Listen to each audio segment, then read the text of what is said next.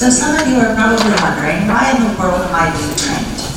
I drive a bus, or I clean the building. And you're not going to, as a student walks on the bus, stop them for a mental health evaluation. We get that. Okay? But there are really good reasons that we all need to be trained in this room. We all are here because we care about kids. You and I all know that education was not the career to go into to make the big bucks. We all went into it because we do care about kids. Suicide is preventable. We want to do everything that we can to keep our kids safe. It goes without saying. Thoughts of suicide and rates of completion have increased nationally and in the state of Kansas as well. Kim's going to touch on some of the statistics. And in Goddard, of course, we've all been touched by suicide.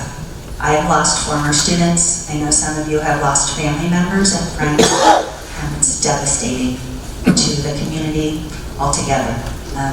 The kids who are left behind and the families who are left behind suffer greatly as well. So we want to do everything we can to prevent that. Kansas has joined other states in passing a law that Dr. Canizzo mentioned that requires school staff to be trained in suicide prevention. And so part of the reason that we're here today is because of this act. We'll talk more about it specifically. We understand that suicide is a difficult subject. We know that some of you who have been touched closely by suicide may not be really comfortable here this morning. And we invite you, if you need a minute, to step out into the hall, to grab a counselor if you wish to talk to. We want you to know that we care about you just as much as we care about our students. So if you are ever concerned about yourself or a colleague, please come and find us. Obviously, we'd rather talk about this beforehand than have another tragedy and lose another student. By the end of our time together, this is our goal. Like I said, we want us all to be one for each other, to be aware, clicker isn't working, understand the impact of suicide on our youth and the sequence of suicide and risk factors that increase a student's livelihood, to be able to identify and recognize the signs of concern, whether it's a kid, again, that you see first thing in the morning as they're grabbing a sandwich on the way to their class, or you have them in class. What are those things that are going to catch your attention that you're going to know that kid might need some help? And then be prepared to react and know what to do. Sheila's going to talk to you later about our protocol and how you can pass that information off so that we can take care of that student. I do want to introduce our district counselors. You guys want to stand for a second? All of you, we are so fortunate in our district to have at least one school counselor in every building. These people listed here go above and beyond every day to help the students in their building, and again, they're glad to help you as well. We are very, very blessed. These are some of the nicest, best people I've ever met. So thank you.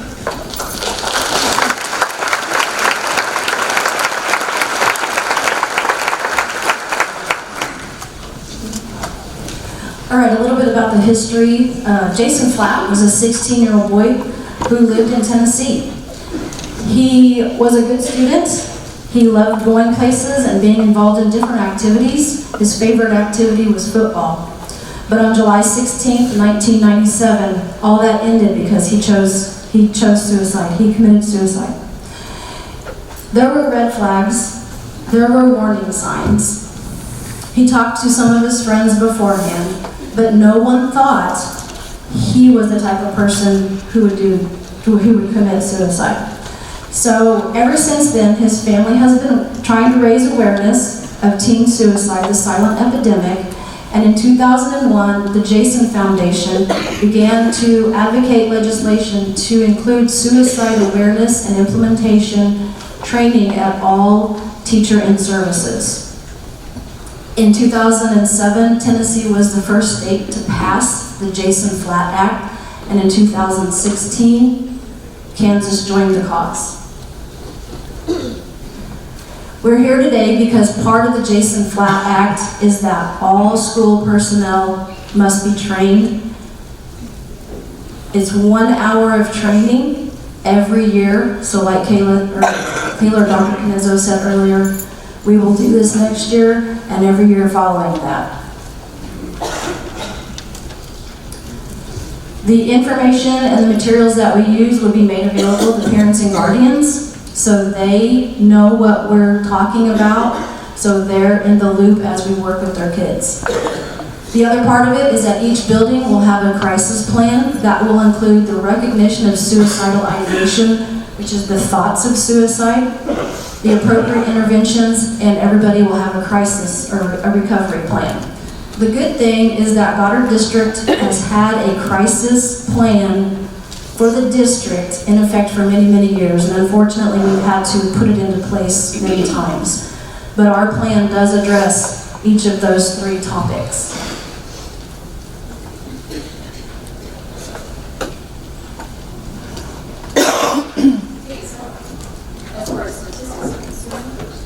Here we go. As far as statistics are concerned, when you take a look at what you saw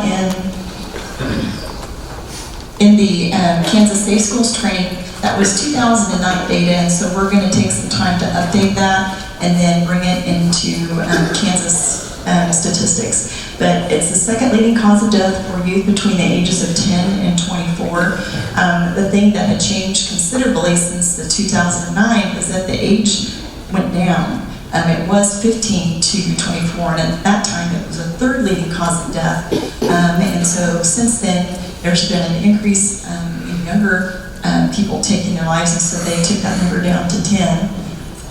And then when you look at all of the things that take young people's lives, if you combine things that are more natural causes like heart disease, AIDS, birth defects, stroke, pneumonia, influenza, and things like that, it eclipses those, and it's more than that combined. It's only second to accidental death.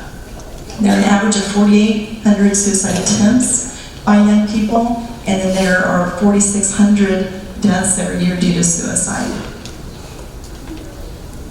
And then females, although they are more likely to express their thoughts, like Kayla mentioned, suicidal ideation, or thinking about it, and they're going to express those thoughts, the males are 4 times likely more to complete once they start thinking in that direction.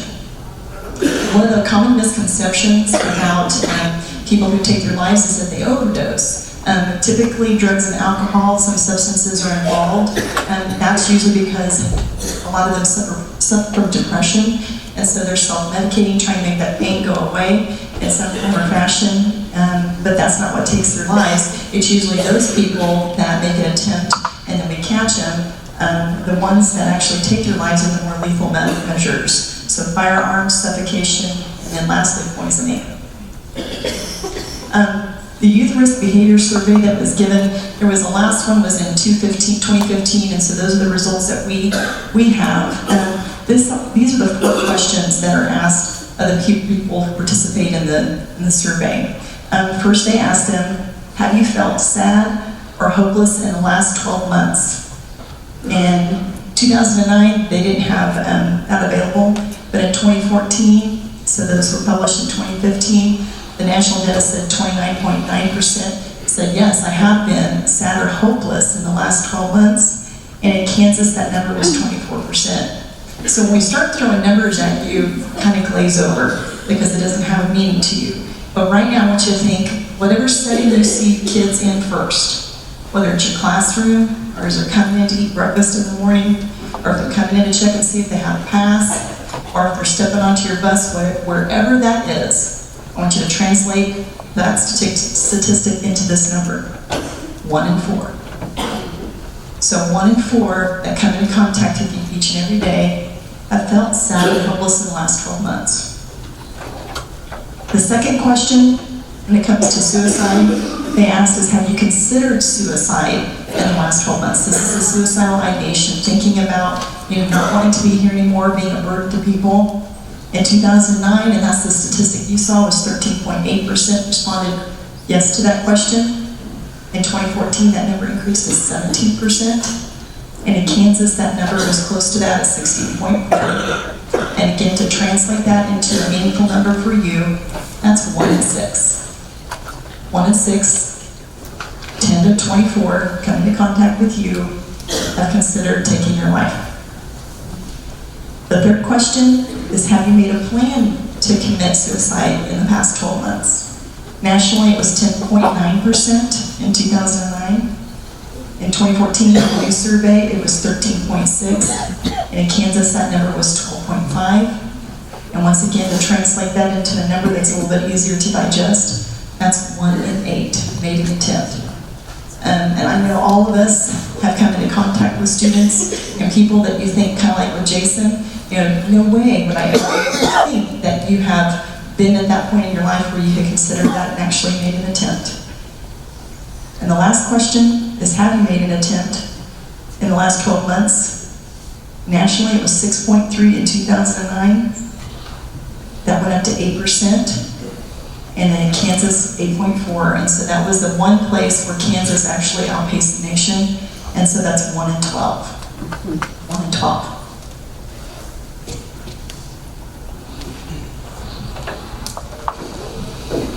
All right, so you're probably wondering, what are the risk factors that involve all of this? The first category that we're going to talk about is mental health conditions. And some of the big ones that we see are depression, which is a constant state of feeling sad all the time. Another one that we are seeing more and more of is bipolar disorder, which you have a constant low, the depressed side, and then you have a high, which is elevated moods. And so these people are on a constant roller coaster that they can't get off. Anxiety disorders are constant inner turmoil, can never find peace. And of course, substance abuse, with the drugs and alcohol, consistently using them. We see some self-medication if they have other things going on. Some of the other mental health conditions that we're seeing, conduct disorder, is like a behavior, borderline personality disorder, perfectionist personality, schizophrenia, and a serious or chronic health condition which is associated with pain. Some of the history categories that we have to consider are, have there been any previous suicide attempts? And if there has been some suicide attempts, what's the lethal means? You have some people who start out maybe trying to overdose on Tylenol. Then they go to cutting their wrists, and then they might go to hanging. So every time, the way they try to hurt themselves is becoming more and more deadly. Is there a family history of suicide? Do they have someone in their family tree that has attempted or completed suicide? The environmental factors that this may have relation to are stressful life events. Death, divorce, or job loss. This may sound like adult kind of things, but this does affect kids. When a family goes through something like this, everybody has to have their way of dealing with it. It's traumatic for everyone involved, no matter what the age. Prolonged stress factors, harassment, bullying, relationship, or long-term unemployment also come into play with these environmental things. Do they have access to firearms or drugs? Is it easy to get to? Do they have to get to it? Because if they want it, they're going to find a way to get it. Have they been exposed to someone else who has committed suicide, or has that person's suicide account been sensationalized? Has it been on TV? Have they planted a memorial tree? Have they had a moment of silence? Abused, molested, and neglected. If this happens to someone, this just doesn't go away. They carry these memories and this experience and these emotions with them throughout their whole life. They may get to a place where they feel comfortable and secure, but there may be something that happens along their way that triggers all this again, and they've got to work their way back to finding an emotional stable place. And again, is there a parental history of violence, substance abuse, and divorce? The social risk factors that we have to keep in mind are the gay, the lesbian, bisexual, transgender, and those questioning their sexuality. This is very difficult. They don't know who to talk to, who to turn to, who's safe, this is a confusing time. Learning disabled students may struggle with learning, which may in fact put up barriers to other areas of their life as they grow up. This may lead to some depression because it is such a struggle. It doesn't happen to everybody, but it is one of the factors. Socially disconnected.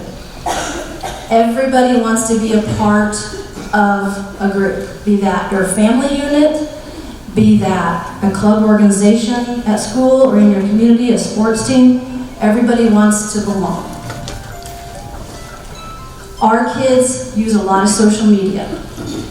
I've seen, and I think everybody else has too, that this is a way that they're disconnecting. They're connecting technology-wise, but they're not connecting face-to-face. They have to connect face-to-face in order to build those relationships. Low self-esteem is also another risk factor. Legal issues, if they're involved in the law, or if they're involved in some kind of court situations.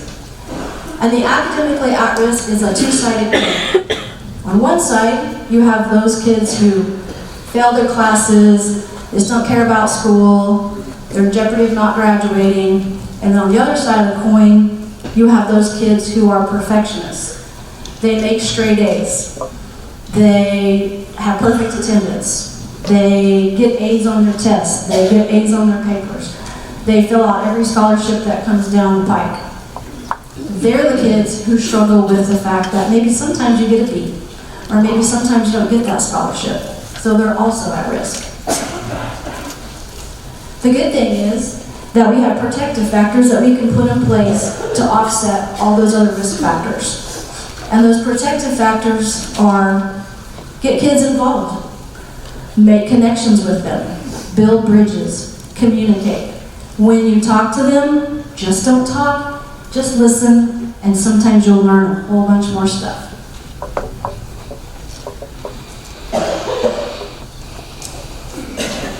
Okay.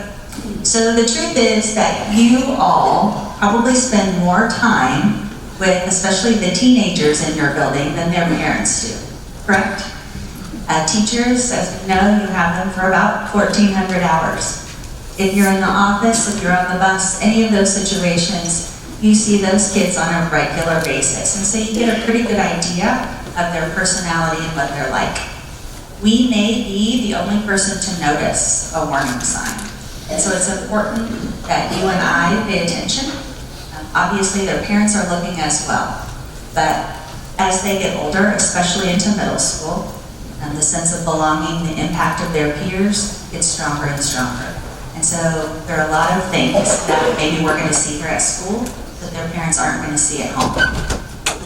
So what role do you play? Well, you spend a lot of time with these kids. You're not fully responsible for their mental health, but you're a great person to know when they're acting out of the usual. You interact daily with your students, and as Sheila was saying, that relationship that you build, that's a protective factor. That's really important. Let them know that you care about them. Hopefully they're able to come to you if there's some sort of an issue. You may be the first and the last person to see or notice a warning sign in a young person. About 4 out of 5 of our young people who are considering suicide will show a warning sign. They're asking for help. As you learned in the Safe Schools video, most of these young people do not want to die, and many of them, when we speak with them and ask them if they're considering suicide, are relieved that someone cares, and they do answer honestly. They want help, they just don't know how to ask for it. So when should you be concerned? What are you looking for? If a student is talking about suicide or talking about plans to commit suicide, that's a pretty obvious sign, isn't it? But there are some that maybe aren't as obvious. For especially English teachers or those of you in the classroom, sometimes students write about death, about wanting to disappear, those sorts of things. Indicators that would concern you. Communicating, feeling hopeless, helpless, or worthless. I wish I was dead. Just a burden to everyone. It'd be easier if I were gone. All of those sorts of phrases are going to be something that we're going to want to check out. Not one of these indicators necessarily means that a student is suicidal, but they all are reason enough that your building counselors or social workers or administrators need to check on that student. Something's going on with them. They're struggling with something. So let us have that opportunity. A deepening depression, about 1/4 of us are going to experience depression at some time during our lives. Many of you or your family members have had depression. If you've ever been exposed to it, you know it can be extremely difficult. And our teenagers especially already are having hormone changes and a lot of social drama, depression on top of it, and their impulsive decision-making altogether add up to be quite dangerous. A loss of interest in the things one cares about. If you've been the soccer coach and you've had a young person go out for the past couple of years and they love soccer and all of a sudden they're not interested, that's concerning. We at least need to check on them. What's going on? A preoccupation with death, out of character behavior. If that student is just not who you know, let us visit with them, see what we can do to help. Taking unnecessary risks or exhibiting self-destructive behavior. Kim, I think, or Sheila, I don't know, mentioned cutting. We have students at different ages who may cut. And I assume you kind of all know what I'm talking about. May have a series of small cuts on an arm, on their body, whatever. That does not in itself indicate that that student is suicidal. It indicates that they're in a lot of pain and there's something going on that we can help them with, help them learn to cope more effectively. But on its own, it does not indicate that a student is suicidal. Again, though, if someone is cutting and you notice, I've had teachers and other people call me and say, I noticed some unusual cuts on this person's arm. Let us talk to them because they need our help. They may not be suicidal, but they need our help. Making final arrangements in any way, visiting or calling people, giving your possessions away, trying to wrap things up like you're leaving for a long period of time. Very, very serious. We don't want you to leave that student alone. We want you to bring them to either a counselor, a social worker, or an administrator so that we can be with them until we give them help.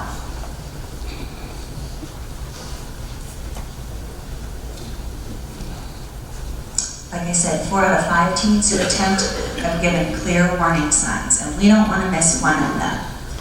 We would much rather err on the side of talking to a kid and find out that they're not suicidal and give them resources to deal with whatever it is that's on their mind and they're dealing with.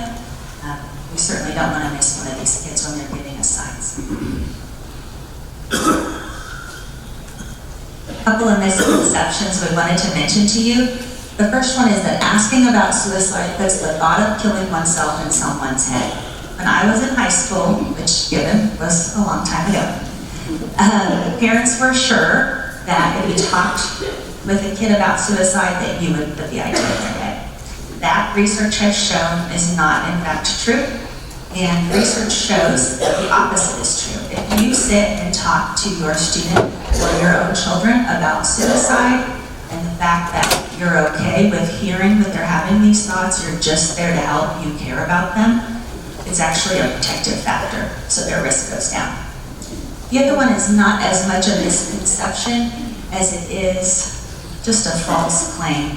You know, a lot of our kids, maybe not to you, but to their friends, will say, I'm thinking about suicide, but I need for you to keep it a secret. You can't tell anybody. That's dangerous. You have an obligation to report, as I'm sure all of you know anyway, if a student's going to hurt themselves or others. But keeping it a secret is clearly damaging that student. Whatever it is that they're dealing with has no chance of being addressed if we can't talk to them about it. I have had some younger students say, well, I went to the office and I told you that Susie was having suicidal thoughts, and then you talked to her and now she's mad at me. My argument is, I'd rather have a kid mad at me for a few weeks than I would have to attend their funeral.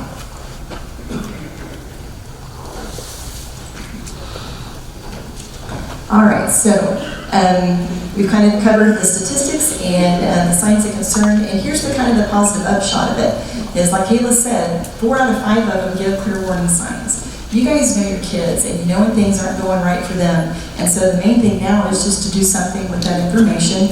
And then the statistics that I showed, all 4 of those were stopgaps. You know, if you see someone sad or depressed or hopeless, that's a chance for you to intervene. If someone's thinking about taking their lives, that's a place for you to intervene. If they're making plans or they've even made an attempt, those are all places that we can intervene.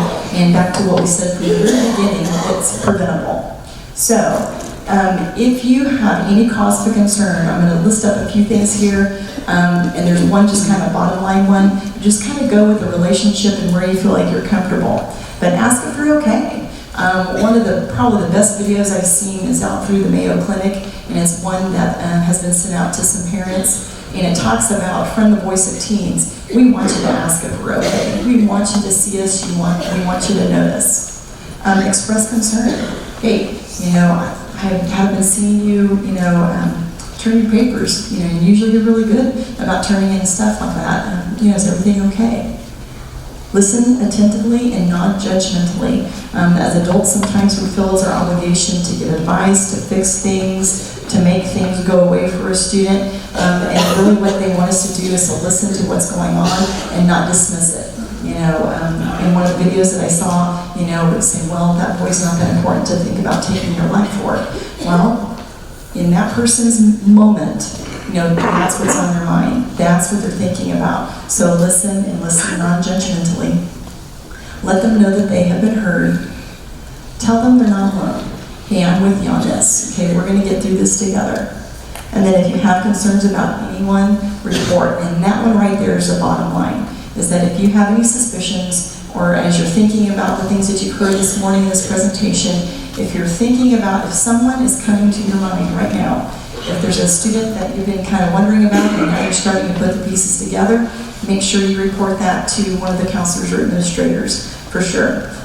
One other thing, this is kind of the audience participation part. I didn't tell them I was going to do this, so it's kind of like this. I'm going to say something and you're going to say something. Okay? So if you see something, say something. If you hear something, say something. If you see something written that concerns you, say something. There you go.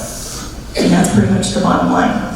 So what does it look like once that's happened? Once you brought something to someone's concern, how does that work? So don't leave the student alone, especially if you're super concerned. Have someone make a phone call, you pick up the phone and sit with them and let them know I'm here with you, but this is bigger than you and I together, so we're going to get some other people involved. So contact the counselor, the social worker, administrator, or the 265 police, just depending on where you are, what time of the day it is, and what the situation is, and how dire it is. And then the district protocol will kick into place. So your big job is just when you see something, say something. Very good. And then it goes from that point forward. And usually once it gets to that point, it's scary for that student, but they're relieved that someone noticed and that they're in good hands. So remember, don't be reluctant to get involved. It is a difficult subject.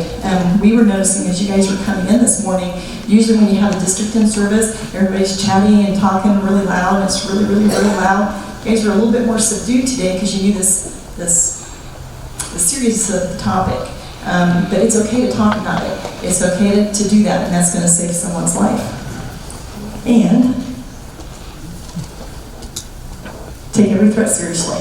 So you would much rather over-report than under-report for sure. And then there are some the cards that you have when you came in have these numbers on here.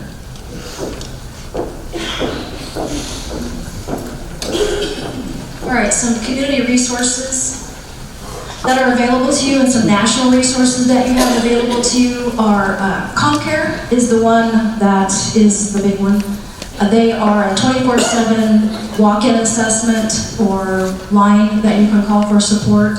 The National Suicide Prevention Lifeline is some place that you can call in and talk to somebody. The crisis text line, let's be honest, our kids text. This is an avenue for them to access and text someone how they're feeling and what they're going through. The Jason Foundation offers a ton of ideas and activities and support on their website. They also have an app that you can download on your phone that tells you, that lists the warning signs, tells you what to say, what not to say, and also gives you a crisis number if you're away from school and resources. The B1 cards that were mentioned earlier, we passed those out to everybody who came into the auditorium. If you didn't get one, please see one of the counselors because we have plenty to pass out. We want to make sure everybody gets one. Keep them in your wallet, keep them on the bus visor, wherever you need them, because on the back is our district protocol and also the district police department number that gives you a direct line to them if you need to get a hold of somebody outside of school hours. If you're on a bus trip, you got kids there, wherever. So, in conclusion, I just want to thank everybody for helping us work together to take care of our kids when it comes to this silent epidemic.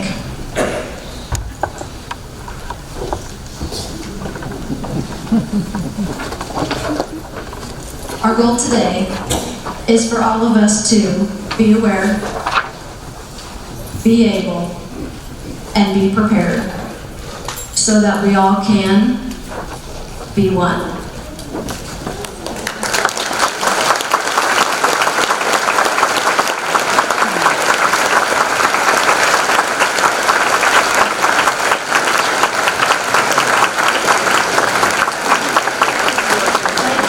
Being such a great audience. We hope you all have a great day attending your sessions.